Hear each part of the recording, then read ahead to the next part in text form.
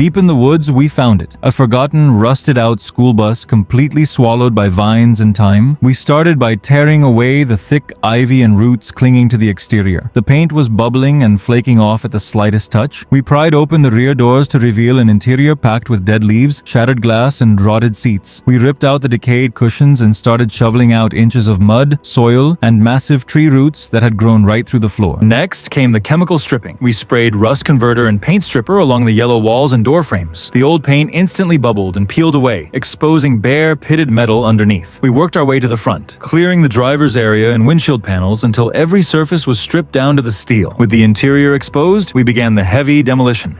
We unbolted and carried out every single rusted seat frame. We used crowbars to pry up the rotted floor panels and old linoleum, revealing a thick web of roots and dirt packed beneath the chassis. We shoveled it all out until we hit the bare metal floor. We removed the corroded dashboard gauge cluster and cleared out every last piece of debris, leaving behind a completely hollow skeletal shell. Now for the metalwork. We attacked the rust with wire brushes and angle grinders, sending sparks flying as we ground down the floor seams and support beams. We mopped the entire floor with cleaning solution, then applied a rust-converting primer that turned the corroded steel a deep black brown. We sprayed the ceiling arches with a protective sealer, prepping every inch for the rebuild. The structure needed serious reinforcement. We cut out the weakest rusted cross members and welded in heavy-duty steel tubing to create a brand new floor frame. We built custom vertical supports along the window pillars and reinforced the ceiling arches with fresh welds. Once the new steel skeleton was locked in place, we wiped down the joints and spray painted the entire framework with a durable gray primer, then coated the ceiling and upper walls in clean white paint. Time to build the foundation. We laid down insulation pads and fitted light pine planks for the subfloor. We measured, cut, and installed a full network of PVC plumbing pipes beneath the floor joists, priming and cementing every joint. We ran electrical wiring along the ceiling beams, securing it with clips and filling the gaps with spray foam insulation. We framed out the interior walls, built room dividers, and installed the main floor joists, slowly transforming the empty shell into a structured living space. The interior build began in earnest. We installed PEX plumbing lines for hot and cold water, crimping the fittings securely. We framed and mounted light wood cabinetry, using levels and drills to keep everything perfectly aligned. A stainless steel sink was dropped into the butcher block countertop, with water lines and drains connected underneath. We installed a sleek cooktop, hooking up the gas line, and added overhead shelves for spices and utensils. The kitchen came alive with warm wood tones and modern fixtures. We also laid down a thick area rug and built a raised wooden bed frame at the rear, topped with a plush mattress and finished with a rustic wood headboard. We added custom wardrobes, soft lighting, and cozy textiles. String lights were draped along the ceiling, and a comfortable sectional sofa was placed facing the large windows. The driver's area got a brand new, plush green velvet seat, fully adjustable and ready for the road. Every corner was detailed with warm wood paneling, modern hardware, and thoughtful storage. But the biggest transformation happened on top. We climbed onto the roof and began fabricating a custom steel frame. We measured, drilled, and bolted heavy supports directly to the bus roof. We built a wooden substructure, then carefully installed large tempered glass panels to create a transparent enclosure. We sealed every edge with waterproof mortar and applied pool-grade liner tape to the corners. We filled it with water, installed underwater LED lights, and flipped the switch. The rooftop pool glowed bright blue against the forest backdrop, complete with a glass safety gate and control panel. From the air, you can barely see the bus hidden among the trees, just a splash of blue water on top. Inside, life is completely transformed. We're washing fresh vegetables in the sink, chopping them on a wooden board, and sautéing a healthy meal on the induction cooktop. We carry a plate of pasta and grilled chicken to the dining table, surrounded by warm lighting and forest views. On colder days, we enjoy a steaming bowl of stew by the wood-burning stove, with snow gently falling outside. And after a long day, we kick back and dip our feet into the crystal-clear rooftop pool, watching the trees reflect on the water. We check the smart dashboard, monitoring water levels, battery charge, and system stats with a single touch. The bathroom features a sliding barn door, tiled shower, and modern fixtures. At night, we relax in the cozy bed under soft ceiling lights. At sunset, we sit on the roof by the skylight, watching the golden light fade over the valley. This isn't just a bus anymore. It's a fully off-grid, luxury mobile home with a rooftop pool built from rust and roots into a dream life on wheels. And now it's ready to explore the wilderness in comfort and style.